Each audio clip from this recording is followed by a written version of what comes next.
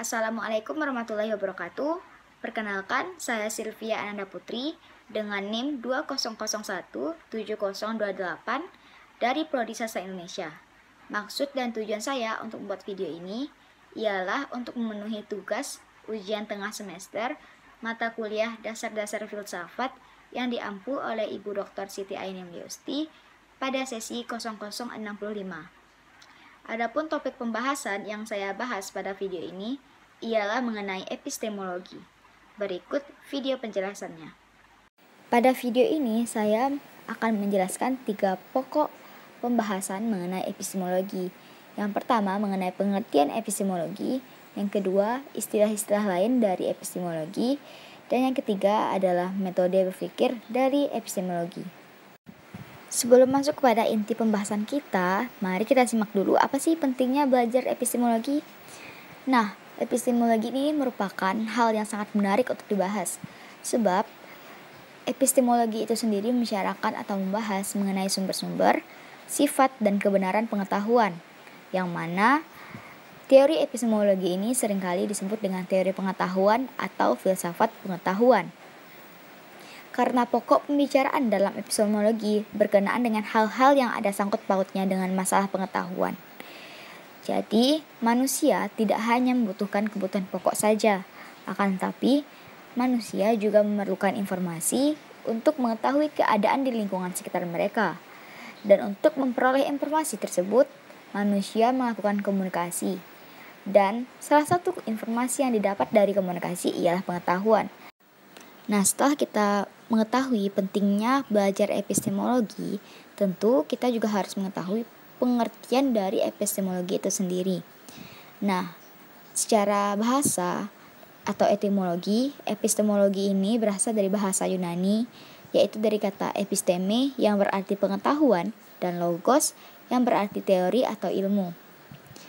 Sebagaimana hal ini sependapat atau senada dengan pendapat Simon Blackburn dalam Kamus Filsafat, yang mana ia mengatakan bahwa epistemologi merupakan cabang filsafat yang berkaitan erat dengan asal, sifat, karakter, dan jenis pengetahuan. Kemudian lebih lanjut ia menjelaskan bahwa epistemologi atau teori pengetahuan yang berhubungan erat dengan hakikat dari ilmu pengetahuan, pengandaian-pengandaian dasar-dasarnya, serta pertanggungjawaban atas pertanyaan mengenai pengetahuan yang dimiliki oleh setiap manusia. Nah, secara umum, epistemologi ini mengkaji sumber-sumber, watak, dan kebenaran pengetahuan. Dengan demikian, epistemologi dapat diartikan sebagai pengetahuan sistematik mengenai pengetahuan. Menurut Paul Edwards dalam The Encyclopedia of Philosophy menjelaskan bahwa epistemologi ialah the theory of knowledge. Pembahasan yang kedua mengenai istilah lain dari epistemologi. Nah, yang pertama itu tentang logika material. Istilah ini mengandaikan adanya ilmu pengetahuan yang lain yang disebut dengan logika formal, yang mana logika material ini secara khusus hanya terdapat pada kepustakaan kefilsafatan Belanda.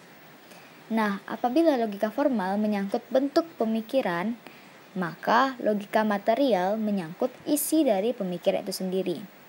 Dengan kata lain, logika formal yang disebut logika menyelidiki dan menetapkan bentuk pemikiran yang masuk akal. Sedangkan logika material berusaha untuk menetapkan kebenaran dari suatu pemikiran ditinjau dari segi isi. Nah, yang kedua mengenai kriteriologia. Kriteriologia atau kriterium yang berarti ukuran. Artinya, ukuran dalam menetapkan benar tidaknya suatu pikiran atau pengetahuan tertentu. Nah, dengan begitu, kriteriologia merupakan berusaha untuk menetapkan benar tidaknya suatu pikiran atau pengetahuan berdasarkan ukuran tentang kebenaran. Yang ketiga yaitu kritika pengetahuan. Nah, kritika pengetahuan ini menunjuk kepada suatu ilmu pengetahuan yang berdasarkan tinjauan secara mendalam, berusaha menentukan benar tidaknya suatu pikiran atau pengetahuan manusia. Nah, kritika pengetahuan ini sama dengan kriteriologia. Akan tapi yang membedakannya dari dua materi ini, kriteriologia melihat kebenarannya itu berdasarkan ukuran. Nah, sedangkan kritika pengetahuan adanya kegiatan yang mana kegiatan tersebut meninjau, mengkaji, dan menelitinya dengan sedalam-dalamnya. Yang keempat yaitu genoseolia. Genoseologia ini berasal dari kata gnosis yang berarti pengetahuan yang bersifat keilahian dan logos yang berarti ilmu. Jadi, genoseologia ini merupakan cabang ilmu filsafat yang berusaha untuk memperoleh pengetahuan mengenai hakikat pengetahuan, khususnya mengenai pengetahuan yang bersifat keilahian.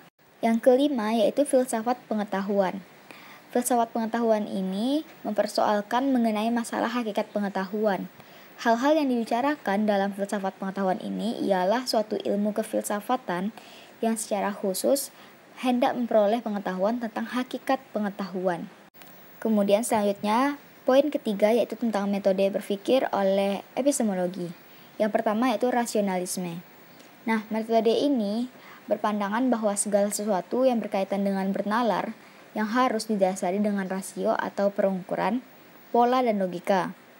Nah, yang secara sederhana, rasio ini dapat diartikan sebagai rumus dan pola, namun dalam konteks yang lebih luas. Aspek rasio itu sendiri meliputi pola, rumus, imajinasi, ide, logika, dan insting. Yang kedua yaitu empirisme. Empirisme ini merupakan metode berpikir yang berpandangan bahwa segala sesuatu untuk memperoleh pengetahuan dan kebenaran hanya didapat dengan pengujian dan pengalaman secara langsung. Nah, empirisme ini lebih menekankan pada panca indera manusia dibandingkan dengan akal manusia, karena dengan panca indera akan lebih mudah untuk mengingat apa yang terjadi pada panca indera tersebut ketika berinteraksi dengan sesuatu hal di dunia ini. Nah, yang keempat yaitu fenomenalisme. Menurut Immanuel Kant, ia menciptakan uraian tentang pengalaman. Benda atau barang sesuatu sebagaimana terdapat dalam dirinya sendiri, merangsang alat indrawi kita dan diterima oleh daya upaya kita untuk membentuk pengalaman dan disusun secara sistematis dengan jalan penalaran. Nah, yang keempat yaitu intuisionalisme. Menurut Bergson, intuisi adalah suatu fasilitas mengetahui secara langsung dan seketika. Nah, yang mana ini menggantikan hasil pengenalan secara langsung dari ilmu intuitif.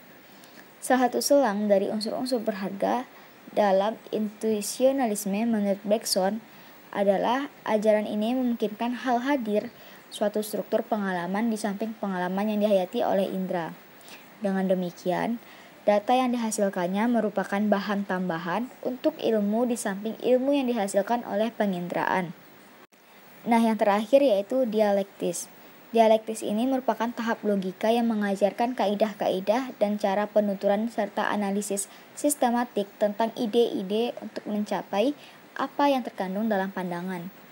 Dalam kehidupan sehari-hari, dialektika bermanfaat saat melakukan suatu perdebatan. Akan tapi, dalam teori ini, dialektika merupakan struktur pemikiran yang tidak tersusun dari satu daya pikir, tetapi pemikiran itu seperti dalam percakapan, adanya hubungan timbal balik.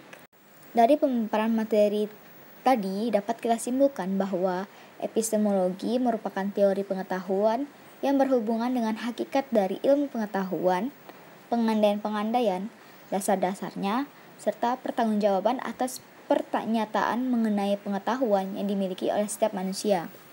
Adapun istilah lain dari epistemologi itu sendiri yaitu logika material, kriteriologia, kritika pengetahuan, gnoseologia, dan filsafat pengetahuan. Di samping itu ada pula metode berpikir oleh epistemologi, di antaranya rasionalisme, empirisme, fenomenalisme, intuisionalisme, dan dialektis. Demikianlah penjelasan saya mengenai epistemologi. Apabila ada kesalahan kata, saya mohon maaf. Assalamualaikum warahmatullahi wabarakatuh.